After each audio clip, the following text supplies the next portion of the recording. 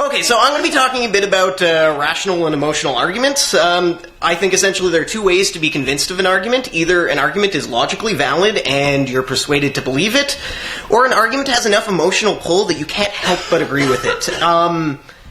We're at Skepticamp. I don't think it's going to come as much of a surprise that I'm going to argue that rational arguments are better than emotional arguments.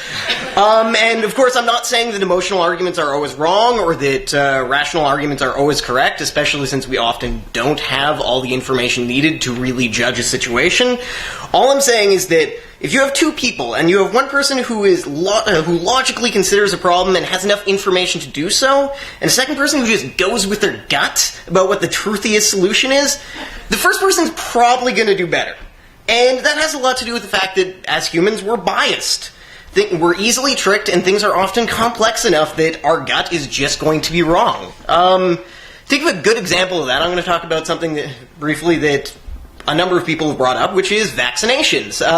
Specifically, I'm going to be talking about the MMR vaccine, which is the measles, mumps, and rubella vaccine. Now, a large number of people worry about vaccines. They worry specifically about autism as a big risk that they're worried about. And the thing is, people worry about the additive risks of vaccines, but they don't even consider the reduction in risk that the vaccines bring. So, let's talk a bit about the dangers of the MMR vaccine. This is according to the National Institutes of Health. About 1 in 3,000 people who are inoculated will have seizures, and about 1 in 30,000 will suffer from low platelet counts and bleeding. In terms of long-term problems like seizure, brain damage, or deafness, they're so rare that we're not even sure if the connection's actually there. It's really questionable. And when it comes to autism itself, there is literally no connection. Andrew Wakefield, who has been mentioned and booed here already, he was responsible for the studies that suggested that, and he wasn't just incorrect. The studies were retracted by The Lancet, but it was more than that. He was accused of fraud, and he's been stripped of his medical license. He is just wrong. Okay, so now that we've talked about that, what are the actual dangers of measles, which would be the most dangerous of the illnesses that MMR protects against? It's highly contagious. 90% of people who share a living space with someone who's infected and aren't immune will catch measles. That's really big. And while the mortality rate here in the developed nations is about 1 in 1,000, in places like sub-Saharan Africa, the mortality rate is as high as 1 in 10 people. So we're making ourselves safer by administering the MMR vaccine. In fact, by having a global push between 1995 and 2005, 500,000 less people died of measles than otherwise would have. But in spite of all this, the anti-vaccination movement, they're still strong, and people are still swayed by their emotional arguments. And this is putting children at risk. As an aside, just to talk a little more about vaccinations, if any of you have been paying attention to U.S. politics, that kind of sucks, but you might have heard about the recent thing involving the HPV vaccinations in which Minnesota Senator Michelle Bachmann attacked Texas Governor Rick Perry, who's not himself a bastion of science in any way, over the fact that Texas has mandatory inoculations for HPV for women ages 10 and 11, or girls, whatever. You get the point. So her basic attack was that she had heard that this one woman's daughter became retarded after getting the vaccination. So to sum that up, she had anecdotal hearsay evidence of 2 events that happened chronologically, and of course were then not just correlated, but causally correlated. So that's what her side of it is. What does logic have to say about this?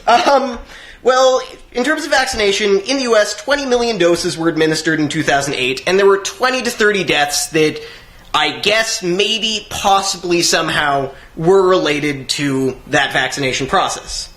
But if we think about HPV itself, which is human papillomavirus, and is a necessary factor in almost all cases of cervical cancer, essentially 100% of them, and can also cause other cancers such as mouth cancer.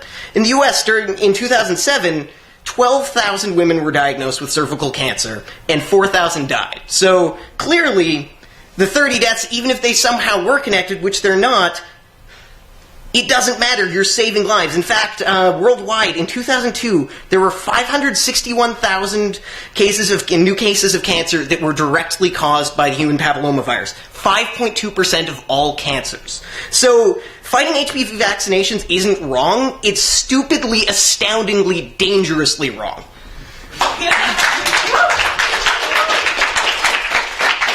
So what I'm saying is emotional arguments are dangerous. Their results are deadly. And it's because they cloud our judgment and expose us to the very risks that we're trying to protect ourselves from. So we have a responsibility to try and fight them and diffuse them. And there are two problems with that. There are two major things that strengthen emotional arguments while weakening logical ones. First one is that stupid people are too stupid to know that they're stupid. And what I mean by this is if someone makes poor decisions and comes to erroneous conclusions, they're going to be unaware that their conclusions are bad because the skills you use to evaluate the quality of a conclusion are the same skills that they're using to come up with these bad conclusions. This is known as the Dunning-Kruger effect. It's my favorite psychological effect because it's hilarious. And what happens is it causes people who are, like, let's say, in the worst quartile of decision-making process, they will highly overestimate their skills at decision-making, while those in about the third quartile, who are pretty good at decision-making, but are also smart enough to know that there are others better than them, they'll really undervalue what they can do. So what happens is the people that we least want to hear from are the most bold about things when some of the people who have the best things to say remain silent because they're less confident. And I don't really have a solution to this problem. It's really difficult. I guess if you see someone who is bad at making decisions, you have a right to expose them because even if that's a little rude, you might be saving lives. And also, if consistently you are doing worse than you expect to be doing in the things you do in life, please consider that maybe you are stupid.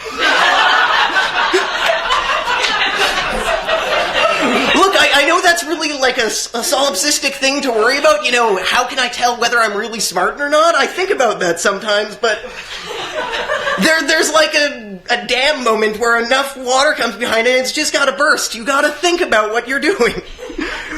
So what's the other thing that really strengthens emotional arguments? They're really persuasive.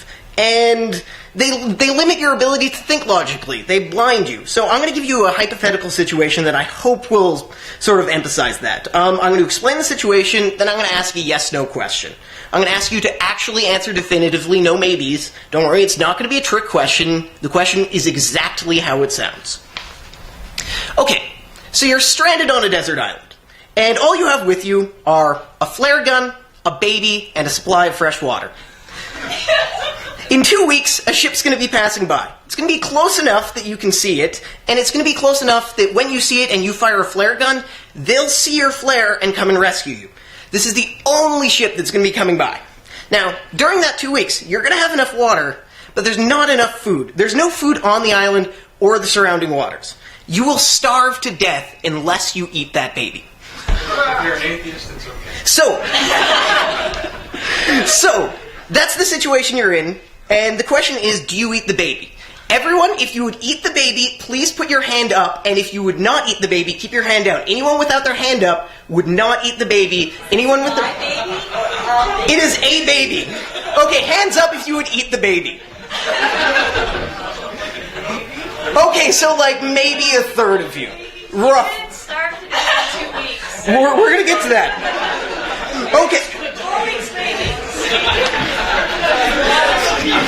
Okay, it's a very serious question. I don't know why you're laughing when you know that a baby is dying. This is very serious. Okay, so even if you answered yes to that question, I'm guessing you felt kind of bad about saying publicly that you would eat a poor, defenseless baby. And that's because infanticide and cannibalism, not really popular in our culture, and for good reason. They're horrible things.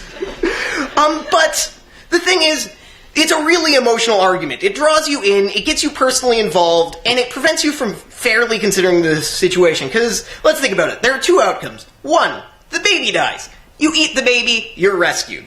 Situation two, the baby dies. You die. The baby will die no matter what. You know, ethically, you don't want that baby to suffer. Making a baby suffer is horrible. Honestly, you should suffocate that baby as soon as you know it's not going to make it so it doesn't slowly and painfully starve to death. Don't give me that look, Jem. Are you telling...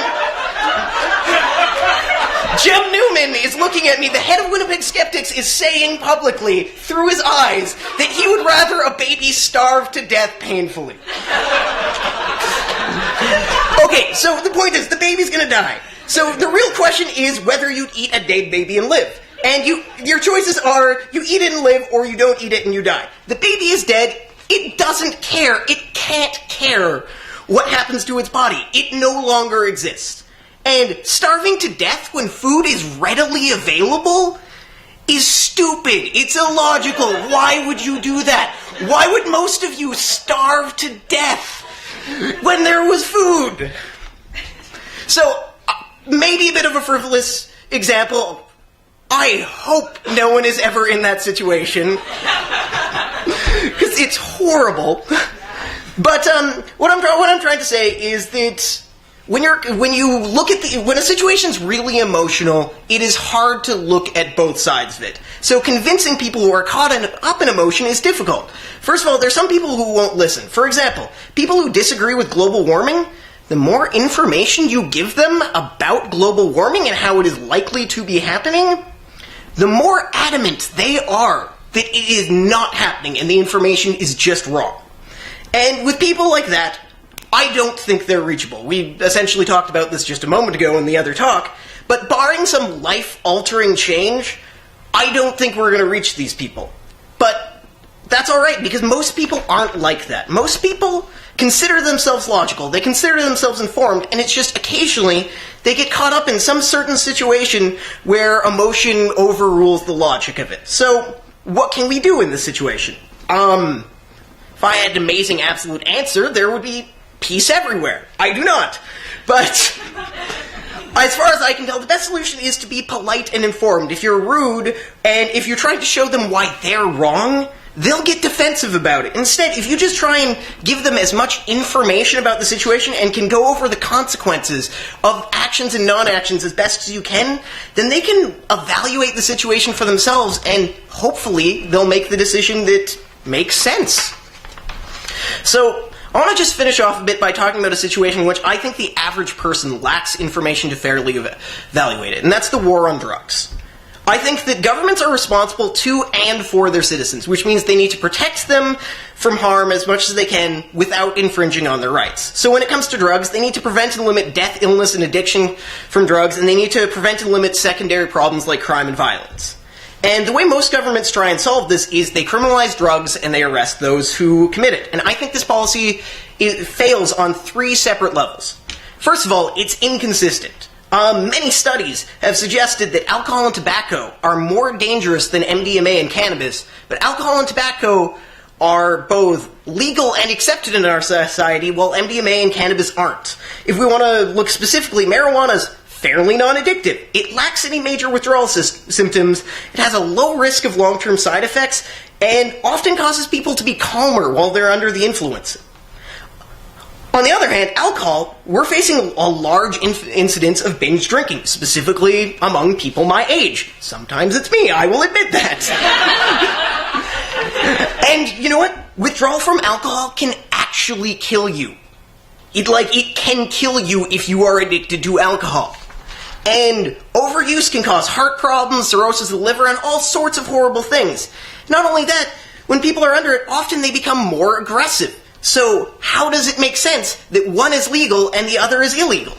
But it's not just like inconsistency where the policies fail, they're also ineffective. In 1971, Richard Nixon sort of coined the term war on drugs. And in 1998, the UN specifically stated that their aim was a drug-free world by 2008. So let's look at the decade in which they had tried to achieve that. During that time, cannabis rates went up 8.5%, use of cocaine went up 27%, and opiate use went up 34.5%.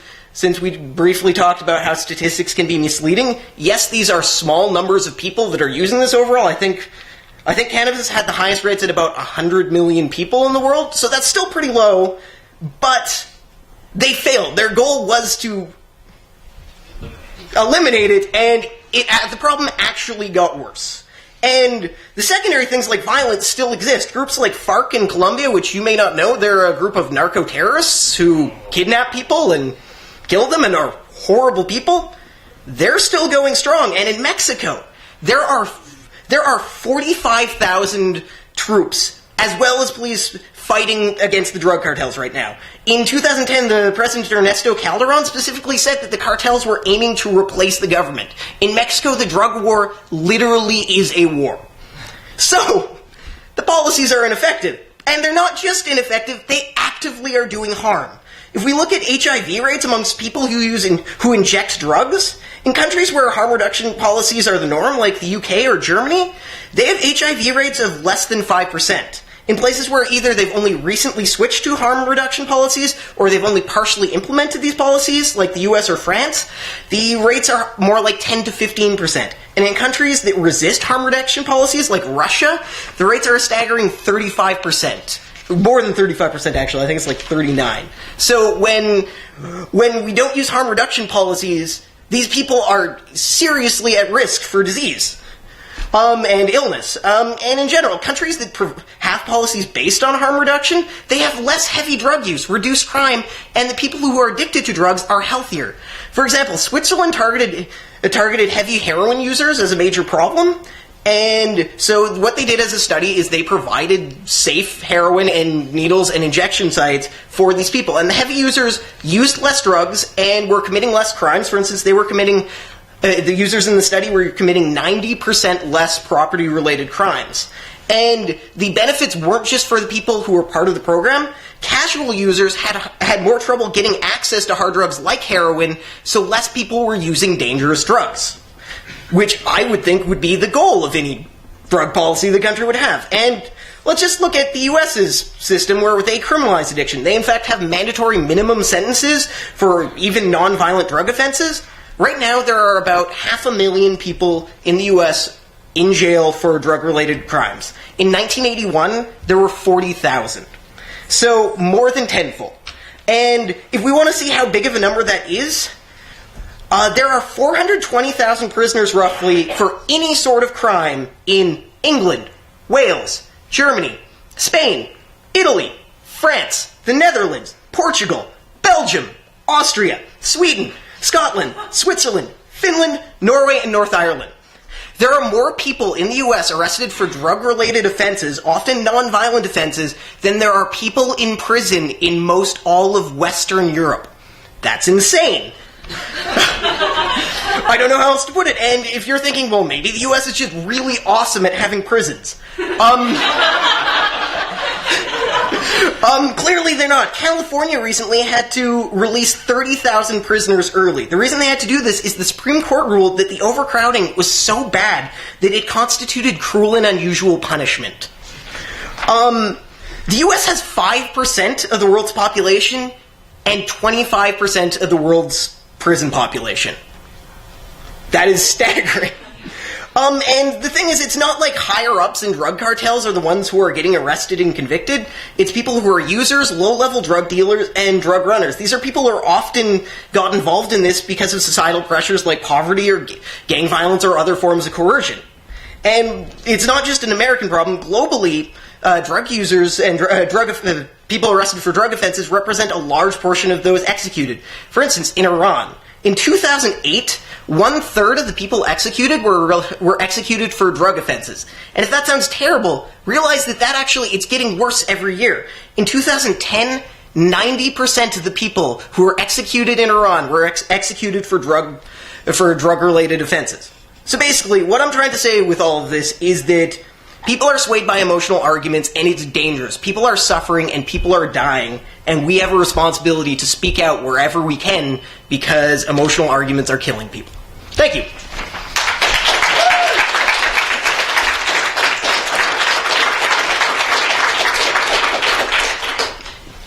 You. Yes, you. Specifically you. When you talked about the bottom quartile being the most confident in decision-making, what was the measure? If I remember the study that I was thinking of, what the way it worked is people were going to be writing a test, and they were asked how well they thought they would do on the test.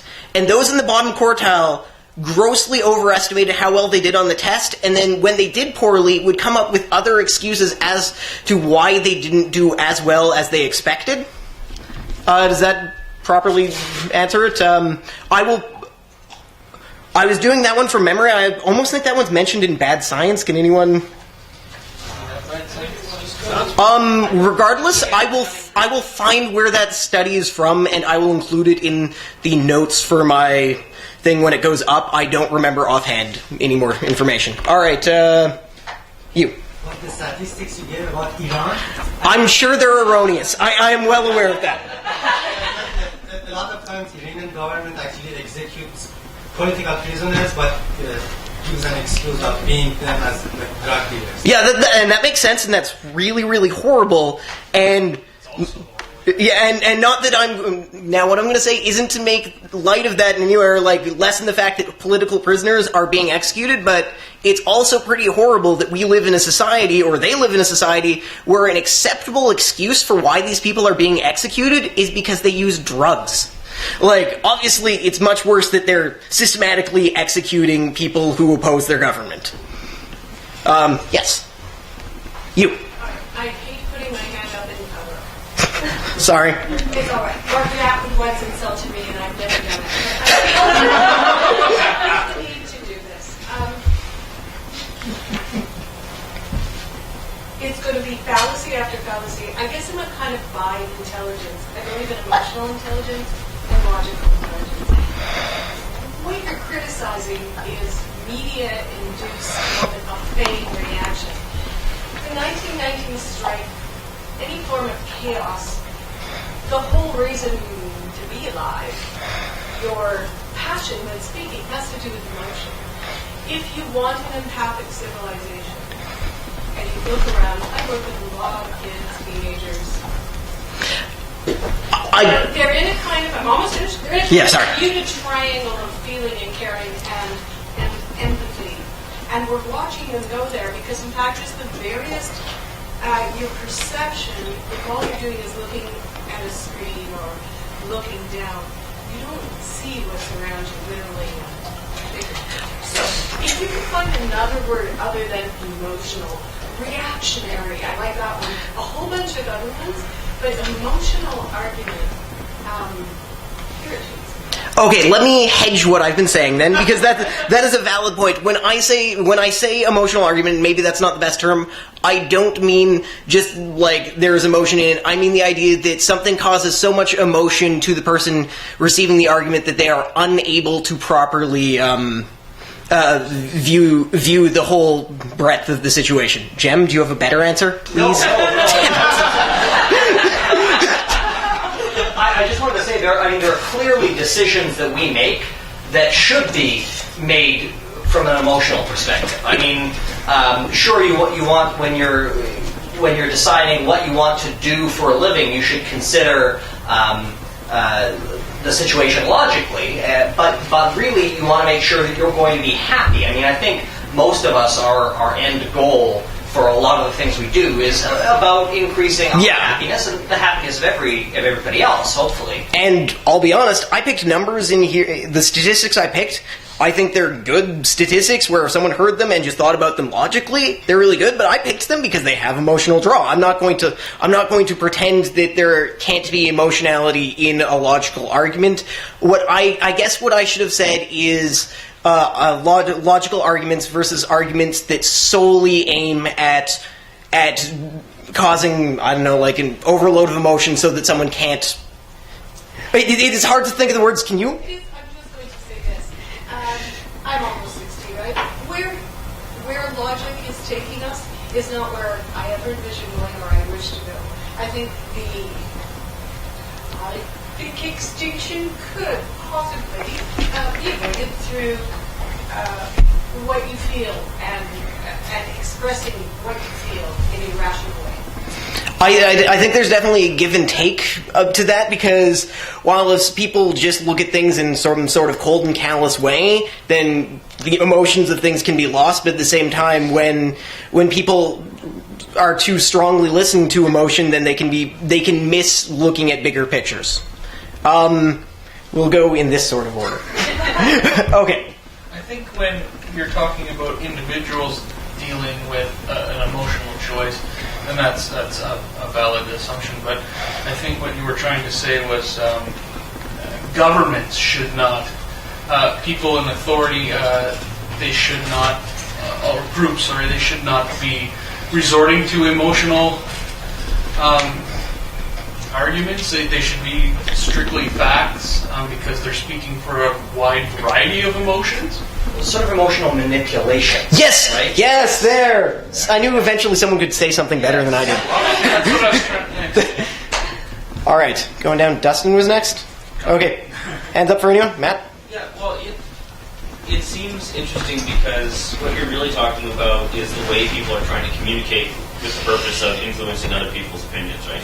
Yeah. And what you've kind of commented on very clearly is that emotionally manipulative argument Yeah. is very successful, and a logically sound argument presented rationally isn't. But it seems like what that would imply is that you would want to determine what your personal opinion might be based on let's say you were in the top quartile. You wanted to determine what your position was based on a logically sound argument that you would run through rationally, and then present it to everybody else in the most emotionally manipulative way possible. I would disagree with that just because I think that's okay. If I wanted to be the most successful, yes. But I would say that if you use an argument, purposefully use an argument that's emotionally manipulative, then that is an unethical thing to do. Right, but I mean, you're really into a moral argument and an ethical argument about the ends justifying the means and so forth, right? But I mean, if you look at the legal profession, the end result isn't, like, it's often misinterpreted by lay people that what lawyers do is present logical arguments, and then a jury or judge goes through and determines which one presents the most rational, cogent argument, and they win. But really what they do is use that and then obfuscate it as much as possible and confuse people so that the other person seems wrong, and really what they end up doing is just emotional manipulation in terms of the way you presented it. So it seems like what you're doing is making an ethical choice to give up a tool that would allow you to win arguments, or in a debate format, actually win minds and convince people of something. So you end up presenting something using a weaker tool, and then you end up consistently losing. And then rallying against the other tool seems like a solution. Okay, is that a counterpoint? Because if not, that guy was not. Okay. Sorry, Brendan, but we actually got kicked out of the room. Okay.